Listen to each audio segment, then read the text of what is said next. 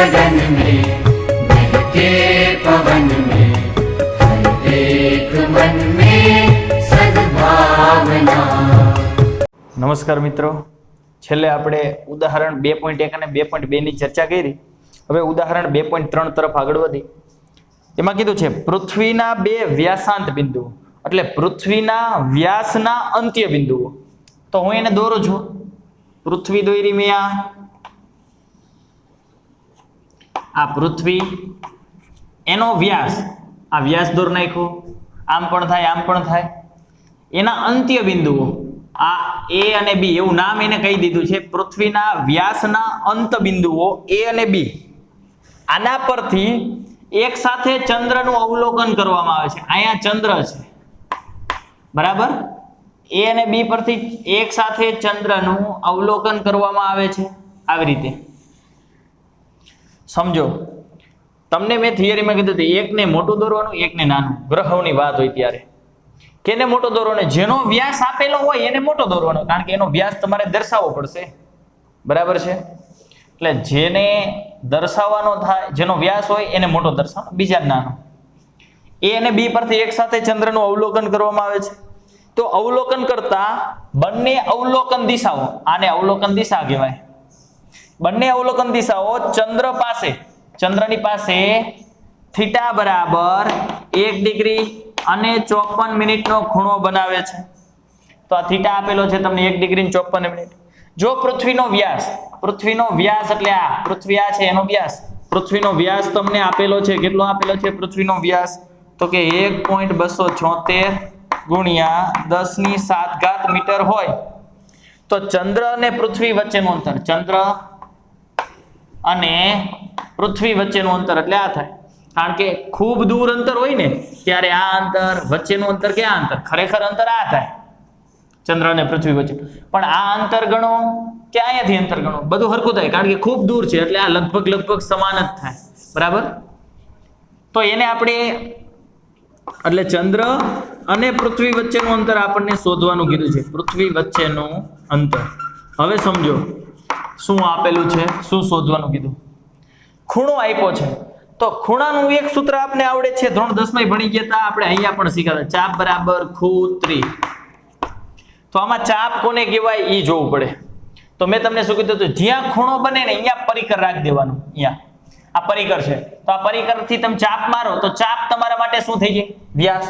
ખરેખર ચાપ વર્તુળમાં હોય, ગોળાકારમાં હોય, પણ આપણે આને જ ચાપ સમજી લઈશું।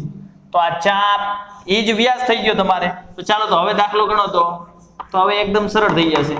તો સૂત્ર જ આ છે, ચાપ બરાબર ખૂ3 બરાબર છે, એટલે કે ખૂણો ગુણ્યા ત્રિજ્યા। તો ચાપ શું થઈ તમારા માટે, વ્યાસ, ચાપ એટલે જ વ્યાસ।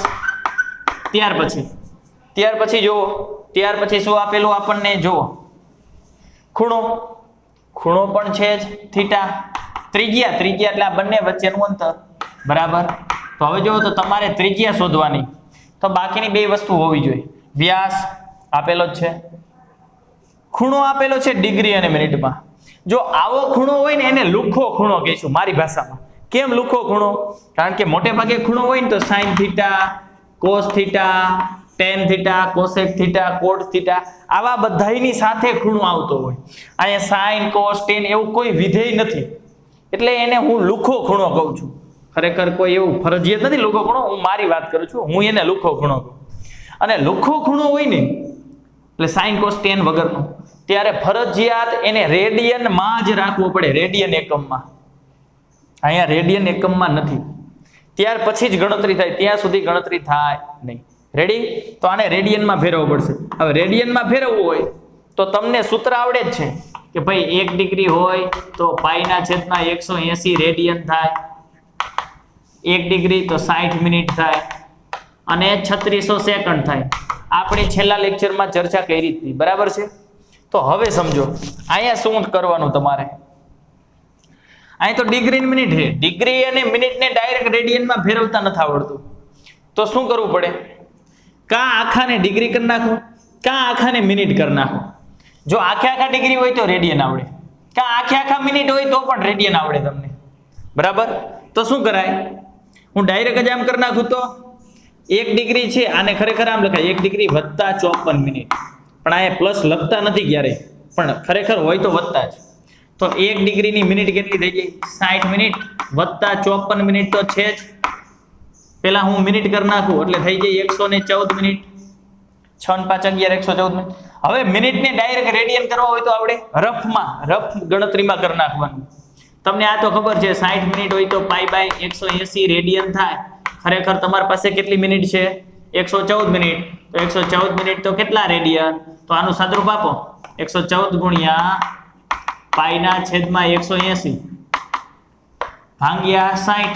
તો આ જે જવાબ આવી રેડિયન થઈ ગયો તમારે.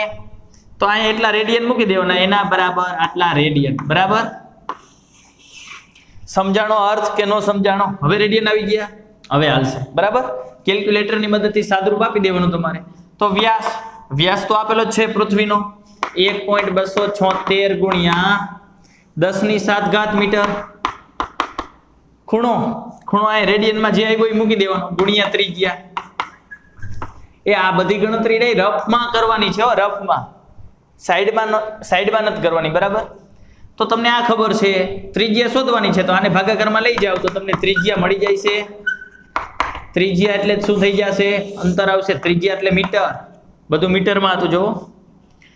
એટલે આમ પૃથ્વી અને ચંદ્ર વચ્ચેનું અંતર મળી જાય છે. આમ પૃથ્વી અને ચંદ્ર વચ્ચેનું અંતર બરાબર છે. અહીંયા જે મળે, કારણ કે ત્રિજ્યા એટલે જ અંતર બંને વચ્ચેનું. કમ્પ્લીટ? સમજાઈ ગયો દાખલો? તો આ રીતે તમારે દાખલો ગણવાનો છે. રેડી? ચાલો ત્યાર પછીનો દાખલા નંબર જોઈએ 2.4. તો હજી પણ વધારે ખ્યાલ આવશે. ખૂણો આપેલો હોય એટલે આ એક જ સૂત્રથી દાખલો થાય. ચાપ બરાબર ખૂતરી, કારણ કે ખૂણો અને અંતર બે જ વસ્તુ છે રકમમાં. એટલે ખૂણો આપેલો હોય, અંતર હોય એટલે ચાપ બરાબર ખૂતરી ઉપરથી. ચાલો ત્યાર પછીનો દાખલો નંબર 2.4. બરાબર? તો એમાં કીધું છે, વાંચો. સૂર્યનો કોણીય વ્યાસનું માપ. કોણીય વ્યાસ એટલે થાય ખૂણો. કોણીય વ્યાસ એટલે ખૂણો થાય. અને જો 1920 સેકન્ડ જ આપેલો, ખૂણાને આપણે થીટા કહી દઈએ. તો થીટા આપેલો છે 1920 સેકન્ડ.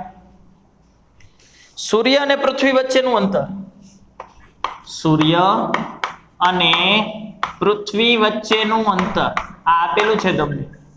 કેટલું આપેલું છે જુઓ તો. એને એ લોકોએ ડી વડે દર્શાવ્યું, આપણે કોઈ વડે દર્શાવવાનું નથી. આપણે એમને દાખલો ગણીએ. 1.496 ગુણ્યા 10⁻11 મીટર આટલું આપેલું છે. તો સૂર્યનો વ્યાસ કેટલો થાય? કેનો વ્યાસ પૂછેલો છે? સૂર્યનો વ્યાસ.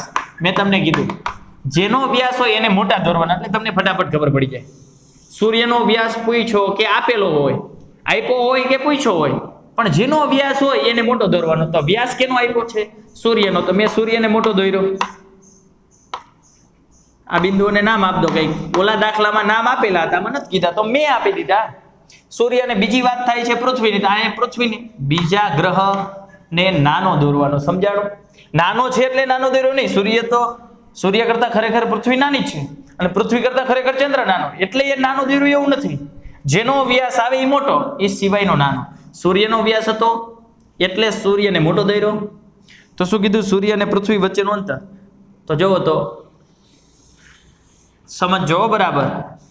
અહીંયા કઈ કીધું નથી કે સૂર્ય ઉપરથી પૃથ્વીને જોવાનું. અહીંયા આવું કીધું હતું, સૂર્યનો કોણીય વ્યાસ. સૂર્યનો કોણીય વ્યાસ એનો અર્થ એવો થાય સૂર્યના વ્યાસે બનાવેલો ખૂણો. કોનો કોણીય વ્યાસ હતો? કોણીય વ્યાસ એટલે ખૂણો. સૂર્યનો ખૂણો હતો એટલે કે સૂર્યના વ્યાસે બનાવેલો ખૂણો. ક્યાં? તો કે બીજી પૃથ્વી, તો પૃથ્વી પાસે. અહીંયા અર્થ સમજવાનો.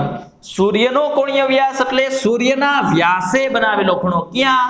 તો કે પૃથ્વી આપી હતી તો પૃથ્વી પાસે, ચંદ્ર આપ્યો તો ચંદ્ર પાસે. એટલે આ ખૂણો તમને આપેલો છે, આને આપણે વ્યાસ કહી છીએ. બરાબર? તો જ્યાં ખૂણો બને ત્યાં પરિકર રાખી દેવાનું. ત્યાંથી ચાપ મારો તો ચાપ એ જ તમારા માટે ખૂણો, કારણ કે ખૂણો આપ્યો છે, અંતર છે. તો કયું સૂત્ર વપરાય મિત્રો? ચાલો તો ચાપ બરાબર ખૂતરી. ચાપ બરાબર ખૂતરી, ખૂણો ગુણ્યા ત્રિજ્યા. તો ચાપ એટલે શું થાય છે વિચારો? સૂર્યનો વ્યાસ. સૂર્યનો વ્યાસ એ ચાપ થઈ જાય. ખૂણાને આપણે થીટા કહી દઈએ. ત્રિજ્યા એટલે બે વચ્ચેનું અંતર. બરાબર, સૂર્ય અને પૃથ્વી વચ્ચેનું અંતર, સૂર્ય અને પૃથ્વી વચ્ચેનું અંતર તમારે પૂર્ણ લખવાનું હો. મારે તો આખું લખવું ન પડે એટલા માટે હું તો ટૂંકું લખું, તમારે પૂર્ણ લખવું પડે. પણ મેં કીધું હતું આ ખૂણાને કેવો ખૂણો કહીએ આપણે? લુખ્ખો. બરાબર, સાઇન કોસ નથી, એટલે એને હંમેશા રેડિયનમાં રાખવો પડે. રેડિયન છે નથી, સેકન્ડ છે, સેકન્ડને રેડિયનમાં કન્વર્ટ કરતા આવડે. હમણાં જ શીખડાવ્યું. 1 ડિગ્રી બરાબર π/180 રેડિયન. 1 ડિગ્રી એટલે થાય 60 મિનિટ અને એની સેકન્ડ થાય 3600 સેકન્ડ.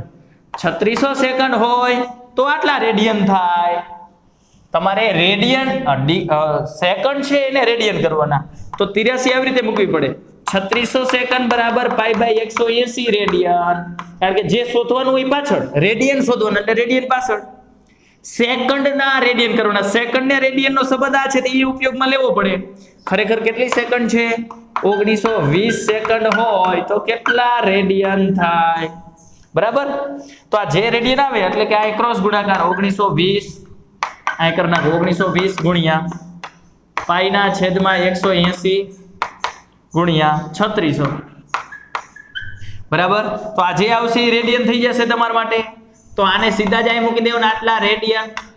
રફમાં ગણતરી કરવાની થાય આટલી. મળી ગયું? ચાલો, વ્યાસ. વ્યાસ આપેલો છે ના, એ તો શોધવાનો કીધો. આ શોધવાનો કીધો તો એમ નામ રાખો. ખૂણો, ખૂણો તો તમને રેડિયનમાં જે મળ્યો એ મૂકી દેજો. સૂર્ય અને પૃથ્વી વચ્ચેનું અંતર SI એકમમાં જ છે, મીટર એકમમાં. 1.496 ગુણ્યા 10^11 ગુણાકાર કરી નાખો એટલે સૂર્યનો વ્યાસ મળી જાય છે તમને. સૂર્યનો વ્યાસ, વ્યાસનો એકમ શું થાય? મીટર, કારણ કે આ પણ મીટર હતું. બરાબર, એટલે આ જવાબ આવી ગયો. આમ સૂર્યનો વ્યાસ આટલા મીટર છે. સમજાઈ ગયું? એટલે જે દાખલામાં તમને ખૂણો અને અંતર આપેલા હોય એટલે ખૂણો અને અંતર એક જ સૂત્રમાં આવે, ચાપ બરાબર ખૂતરી. બરાબર, ટેક્સ્ટ બુકમાં એને એ લોકોએ સૂત્ર આપ્યું છે આલ્ફા, ડી અને થીટા ને એવું બધું. એ આપણે કાંઈ પાકું કરવાની જરૂર નથી. આપણને આ સૂત્ર આવડે છે તો આના આધારે દાખલો સીધો થઈ જાય. કમ્પ્લીટ. બાકીની ચર્ચા આપણે આગળના લેક્ચરમાં કરીશું.